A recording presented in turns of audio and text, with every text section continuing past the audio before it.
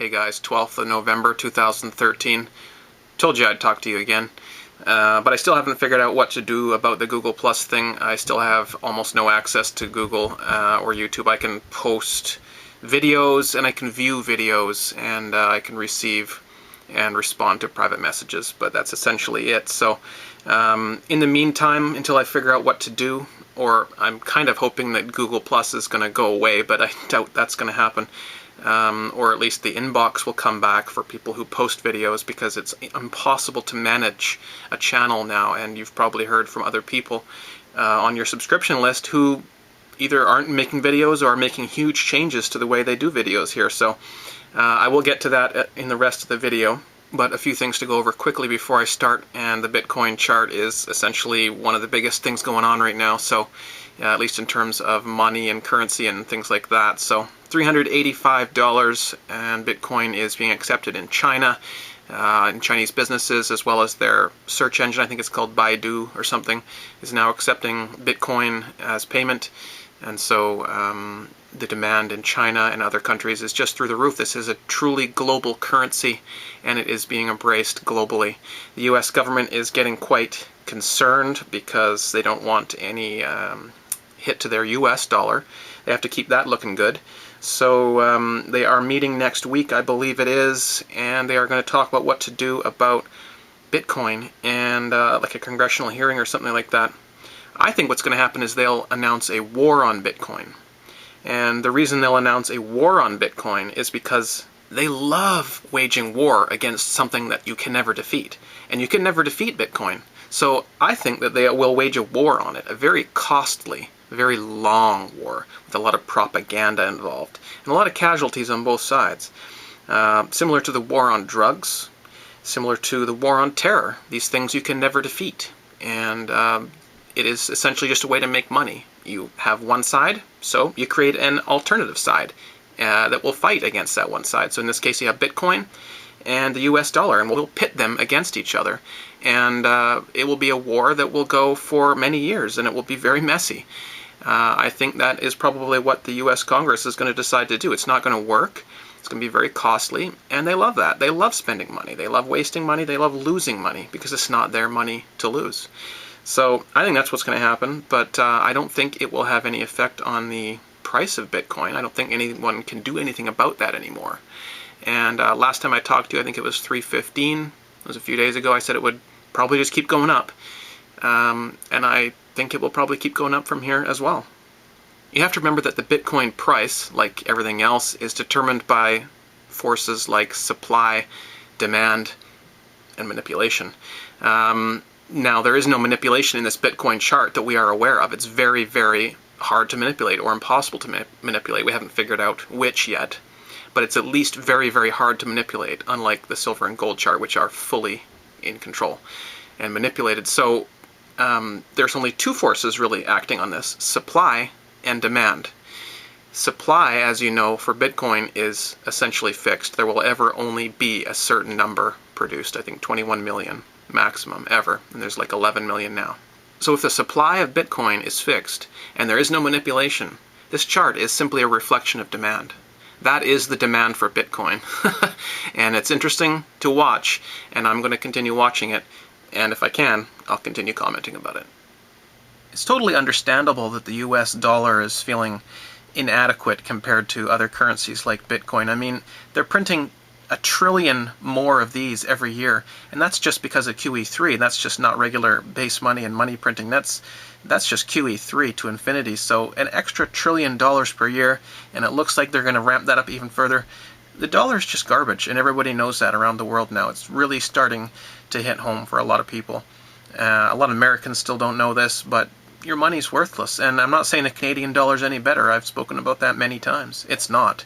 But the point is that currencies like Bitcoin, which aren't being created out of thin air, which are limited in number and actually useful for buying and selling things, as we see now, are in high demand. So is the US dollar going about it the right way?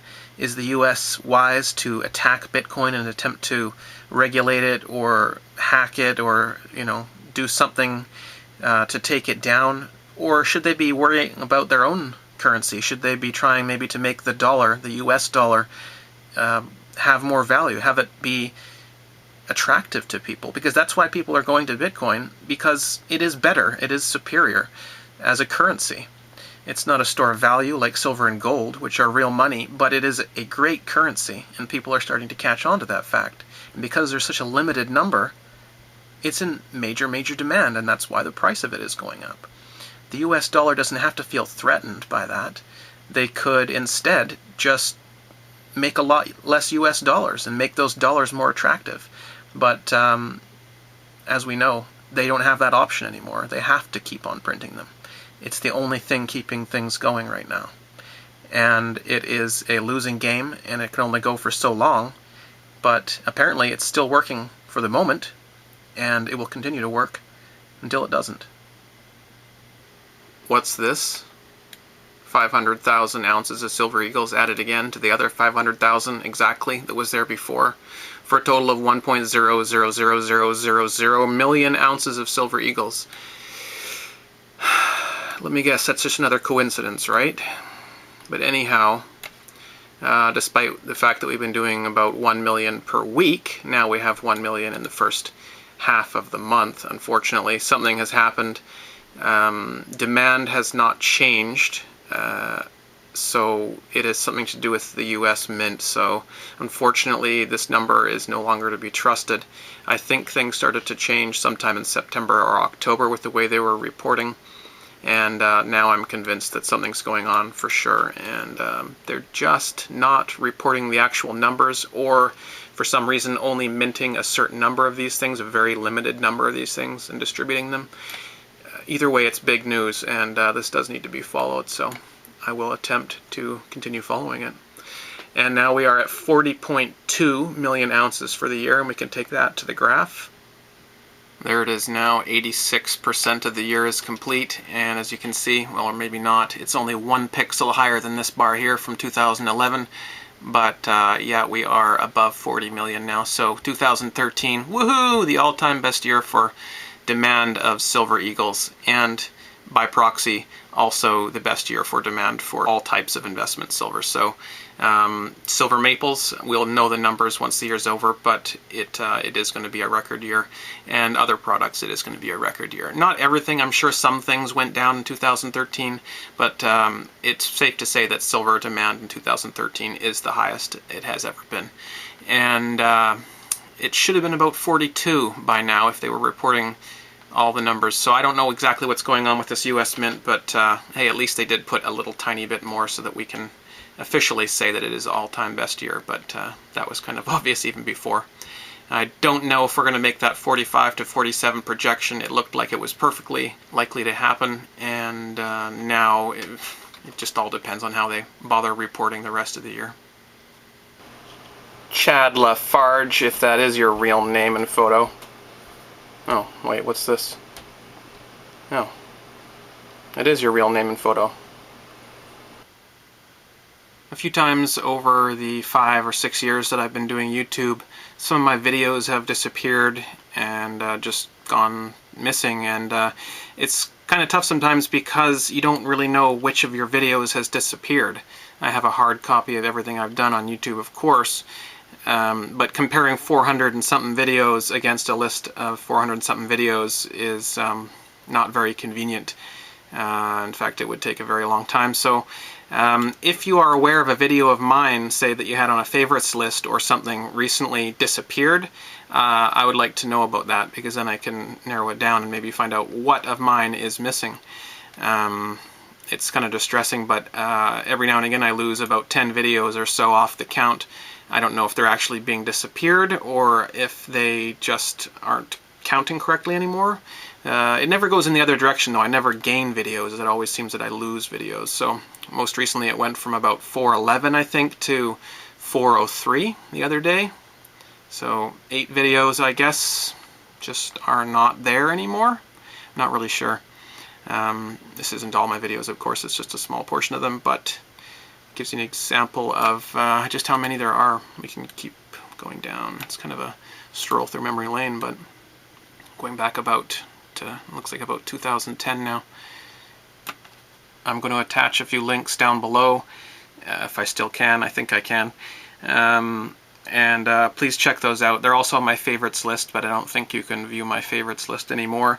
But yeah, I've been looking at a few videos in the last few days about other people that have problems with Google Plus and the new changes.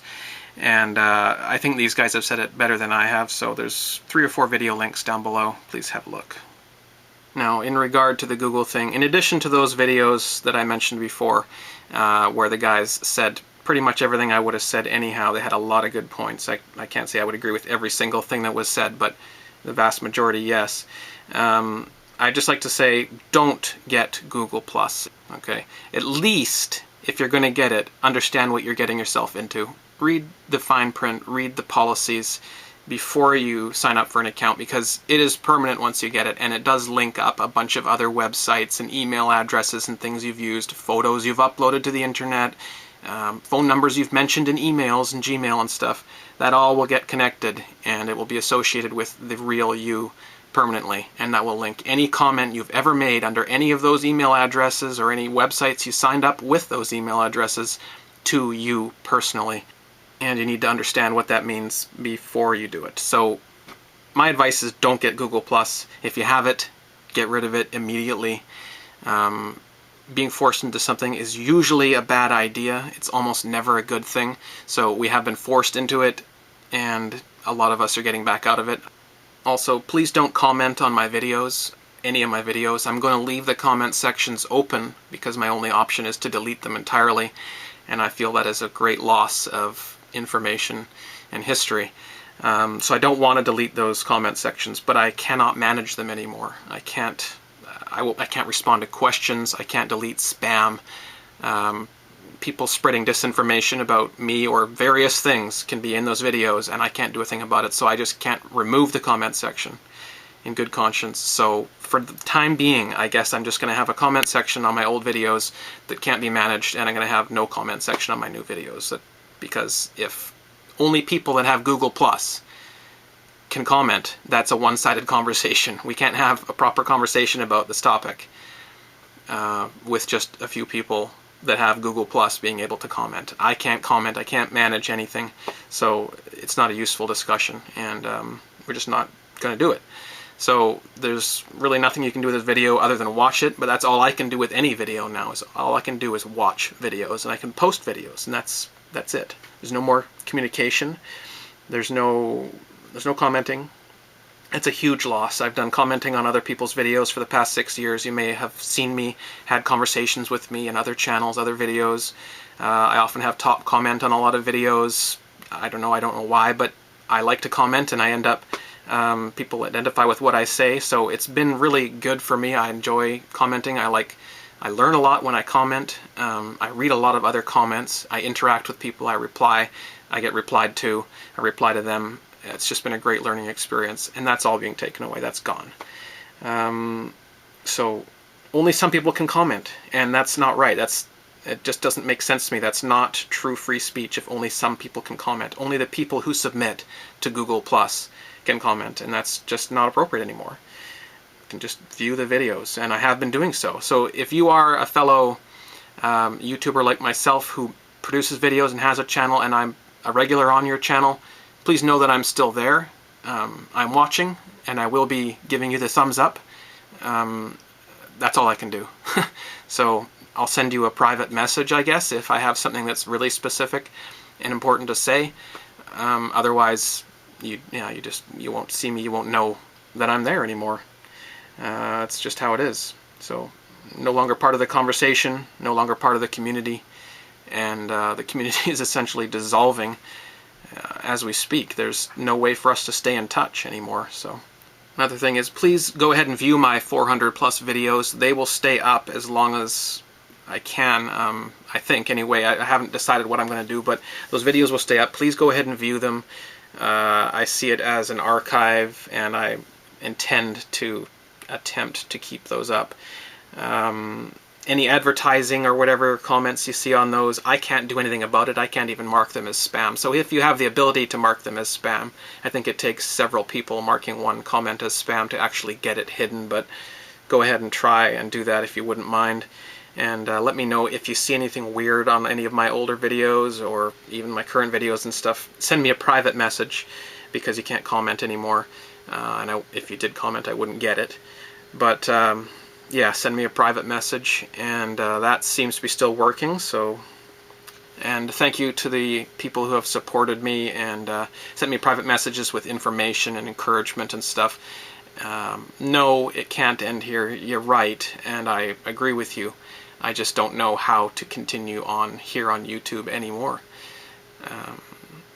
I'm not doing it for attention, and I'm not doing it just to be stubborn. This is a stance that I'm taking, and my lines in the sand don't get moved. So, you know, they've crossed my line in the sand, and I'm not going to move it. That's just how it is. That's how I am. And we'll see where it goes. I don't know. I'm looking for other ideas. I'm open to ideas. I'm kind of hoping this change is going to be redacted or at least modified, but then again, they've shown very little inclination to care about what their customers want in the past, so chances of that are slim. I have some advice for Google and Google+. If your service is so bad that no one wants to use it, instead of forcing people to use it, why don't you make your service better? Kind of like how the US should make their dollar better, and then people will actually want to own it and use it, and then they won't lose all this value to Bitcoin. Same thing with Google+. If you want it to be good, make it good. If you want people to go and use it, make it so that people want to use it. It's really that simple. Forcing people into doing it is the wrong way. It's the wrong way about it. And you're just going to lose people like myself who refuse to play along with that.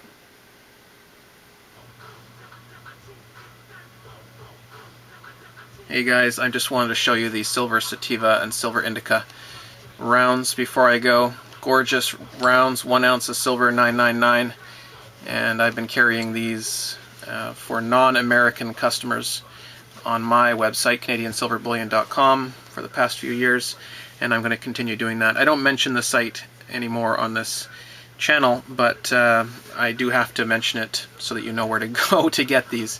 I will continue to promote them for LibertyLeaf.com. That's the owner and the producer of these rounds. You can go to LibertyLeaf.com. I'll put the link down below if you are in the US, and if you aren't in the US, you come to me at CanadianSilverBullion.com and you can get those. They are now at the cheapest prices that I've ever seen them at since I started, well, since I knew about them, which is pretty much since they came out. Just because of the price of spot right now, it was advantageous to get an order of these made up at a really nice price. So he's carrying them at a good price, and I'm carrying them at the best price that I've ever been able to carry them at for non-US customers. So it's a good time to get them if you're interested. And just so you're aware, there is a third round in this set, and it is the Silver Ruderalis, and that's coming out very soon. So I'll wrap up the video by giving you a quick look at the Silver Ruderalis, and I will talk to you guys soon.